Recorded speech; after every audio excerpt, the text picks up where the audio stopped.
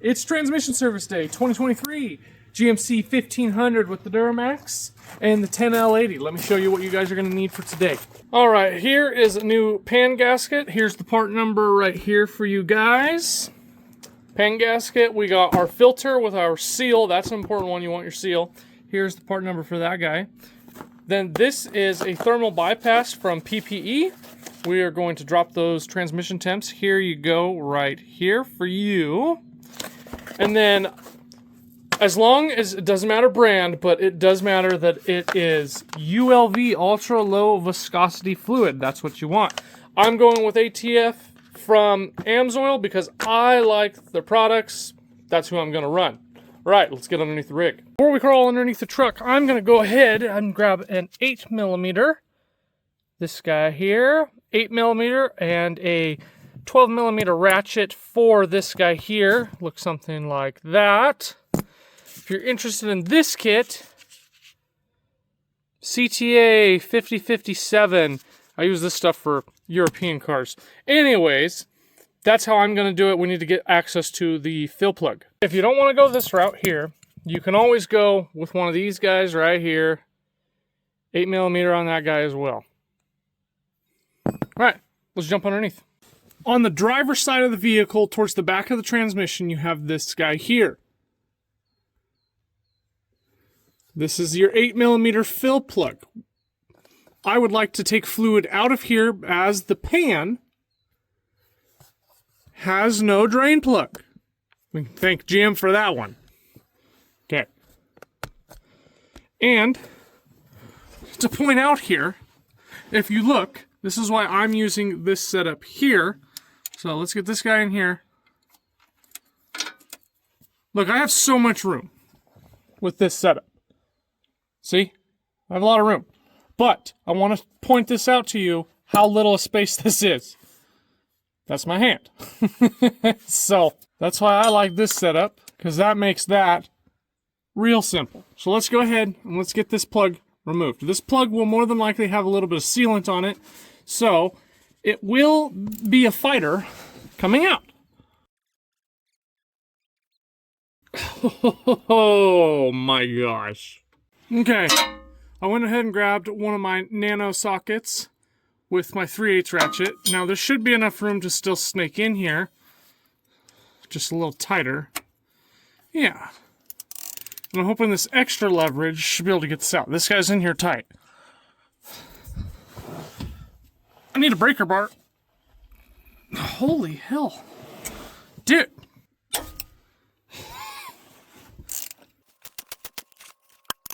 I don't know of anything else that would fight you more. Holy moly. That one was in there. I have a way super long 12mm wrench, but I've already swapped tools the one time. I don't want to just keep going and grabbing more and be like, oh, you need this, you need that, you need... We're going to do it with this guy.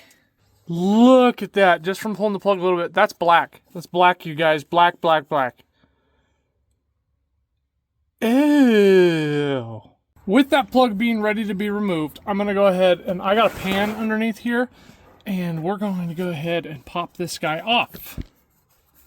Should be ready. There we go. Look at that nice black coffee. Oh man. About 80,000 miles on this service, and with a 10L80 you can't be doing that. 10L80, 10R80 from Ford, you can't be doing this. This needs to be done every 30,000.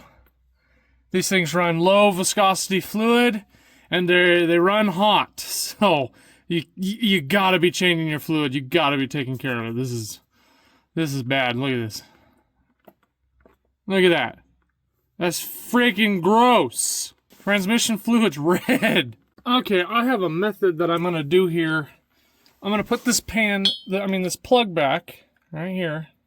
We'll stop those drips. And then, so my pump wouldn't actually go in here.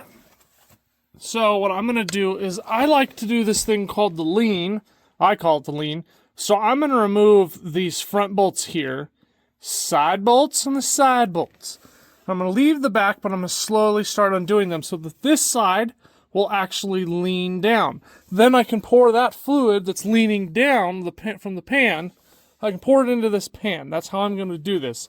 I've gotten pretty decent at it over the years, so we're going to try we're going to try it here. Should be fine, especially since my hose wouldn't fit inside there for whatever reason. So here we have a total of 16 10mm bolts.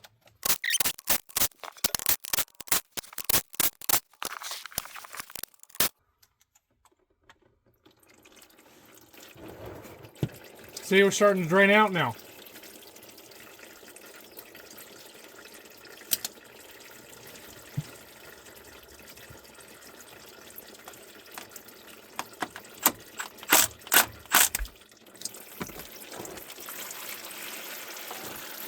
Trying to find that perfect angle here without getting a mess everywhere.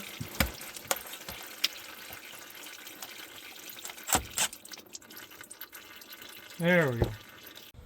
I'm disappointed, to say the least, that when I repositioned the camera, I didn't hit record, because it was funny. I did get it dropped. I did get it dropped. I made a tad bit of a mess, but I did get it dropped.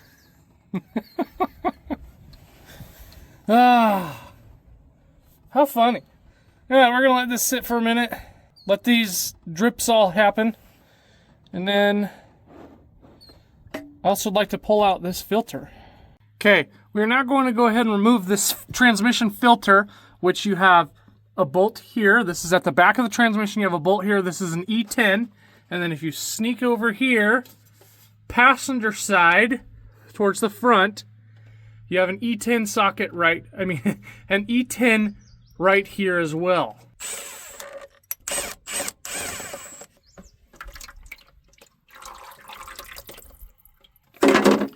All right, now that we got the filter and that we got the pan out, let's take them both out and take a look at them. Okay, here's the inside of the pan. We are double magneted. You can see there is a good amount of slurry, but looking at it, we don't see any big chunks. This isn't a big chunk here, just more a little slurry. I don't see anything that would raise alarm in here, just other than the fact that the fluid's really brown. Let's go ahead and pop this guy open. Let's go and see what we can see just in here.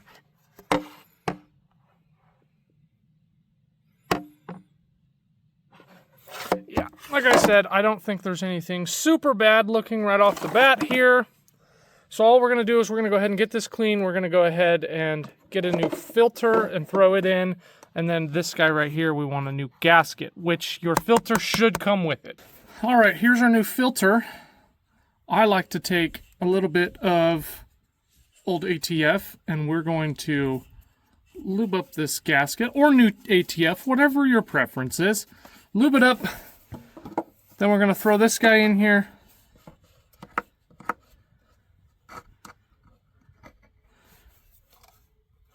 Just like that. Then we have these two bolts here. We're going to put these guys back in their home. Then I'm going to carefully zip these up. I am not tightening. Not tightening. Mosquito, get them out of here. Okay. So these two bolts you're going to torque down to 44 inch-pounds first. 44 inch-pounds, and then you'll do 128 degrees of twist.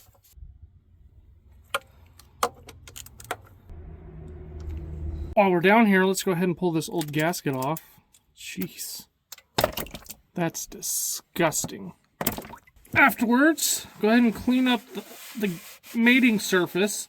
Get all that old fluid, all that old grime. Get it all removed. Got the new gasket on there. Pan nice and clean. Magnets clean. We're ready for install. It is a different day, and I went ahead and I let the transmission drain out. Pan has been set back up, and we are ready to install it. But I first wanted to tackle and talk about the thermal bypass that we're going to be installing.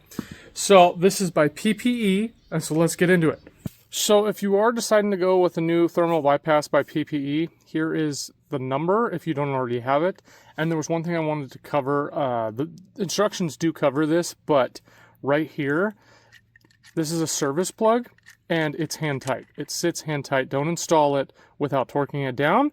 PPE says anywhere from 12 to 15 foot-pounds is fine.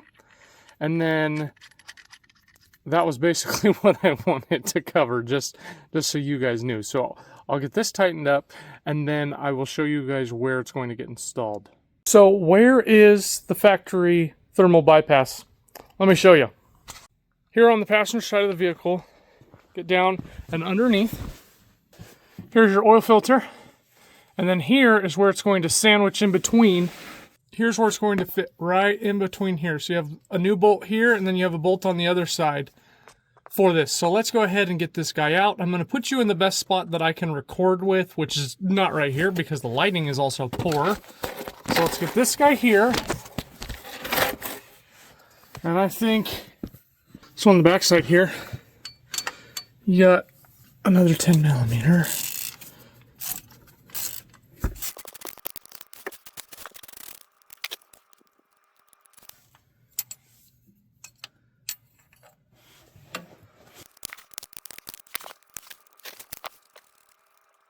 That's the first nut off there. One on the back side. Okay, I'm using a 13 millimeter flex head ratchet in the back here. After trying a couple of sockets, those studs just stick out a little too far to use any shallow sockets, so those back lines are really quite irritating. All right, get your drain pan underneath this, and we should be able to pull this guy out. Ugh. Gross, man.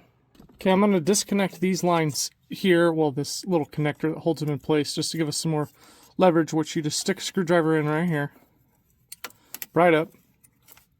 Pull it out. And that should give us enough movement here to actually go ahead and move this factory thermal bypass out of the way. Come on, let go. There we are. All right, we got that old valve out. Let's go ahead and carefully work this guy up in here and make sure you don't get it dirty. You want the PPE to be facing just like this in that spot. Gosh, dude. I'm gonna have to do this. I need the camera spot. If you did it all correctly, it'll look something like this. And then your factory, well, the service plug will be on the bottom. PPE does recommend that every 10,000 miles you pop this guy out and you check for debris and clean it out if there is. Now, I'm going to go ahead and spray this off, and then let's go ahead and get the pan tightened down, get fluid in it, and finish this job up. Now we have all of these bolts that we would like to run on up. Once all your bolts are ran up, what I like to do is, so I'm going to display the torque spec and the torque sequence here, but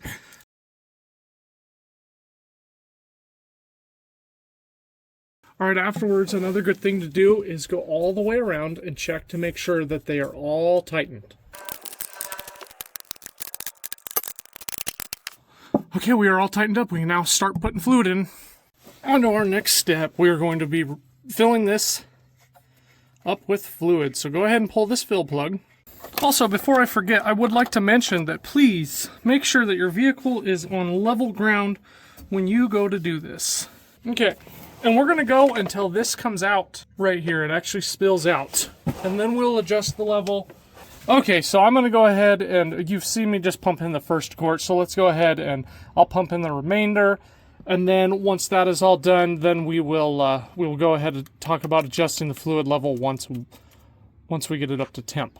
All right, if we take a look here, I ended up using 5, which is a bummer. I wanted to use more, but I mean, it makes sense because I got out 1 gallon here and then just a hair over a quart here out. So it would make sense that I took that much out. I'd be able to put that much back in. But something I need to remember here is this rig went to I think about 80,000 miles with no service at all. So some dealerships recommend every 25,000 for this transmission. I say on average about every 30,000 for a transmission service. So I mean, we're all in the ballpark here, but the fact of the matter is I don't want to flush this one anyway. So we got the fluid in there. We need to get it up to temp, and we need to check the fluid level, and we need to do it from underneath the rig. So we are inside the car right now. Ignore this. We're inside the car right now, and we are at 82 degrees. We're letting the trans temp run up right now. And if you want to know how to get to it, it's going to be this little wheel right here on the steering wheel, and you're just going to flick through it until you get down to transmission fluid, and you'll be good to go. This one has, I think, its first service at 83,000 miles, which is not great. This is, like I said, this is a 25 to 30,000 mile service. 25,000 from some GM dealerships. I say 30,000. So yeah, so we're letting that get up to temperature, and then we will go ahead and check fluid level. All right, we're at about 145 degrees right now with the new PPE thermal bypass. I think that's as good as we're going to get. So let's jump underneath and let's check fluid level. Okay, the vehicle must be running to do this. So go ahead and pop this plug out. And so what we want while it's running is a steady stream to come out of this hole here. So we're gonna need to add some fluid.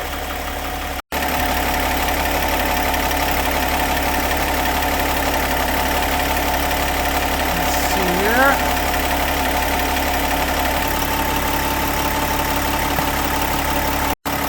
Okay, it's rushing out now, so we're gonna let this come to a steady drip. That's what we want, a steady drip, then we'll cap this off. I ended up putting in 4 additional quarts, which is crazy.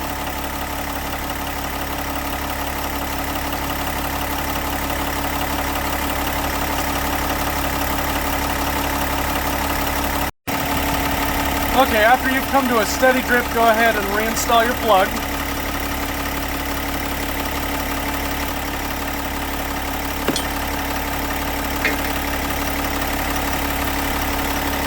Alright, and there is that. If you didn't do the PPE thermal bypass, and you stayed with the stock one, what you're gonna want to do is get it up to right around like a $167, $173, right around in that degree temperature. If you did do the PPE one, the 145, 150 range is gonna be fine. And that is how you service your 10L80 in a 2023 GMC 1500 with the 3-liter diesel.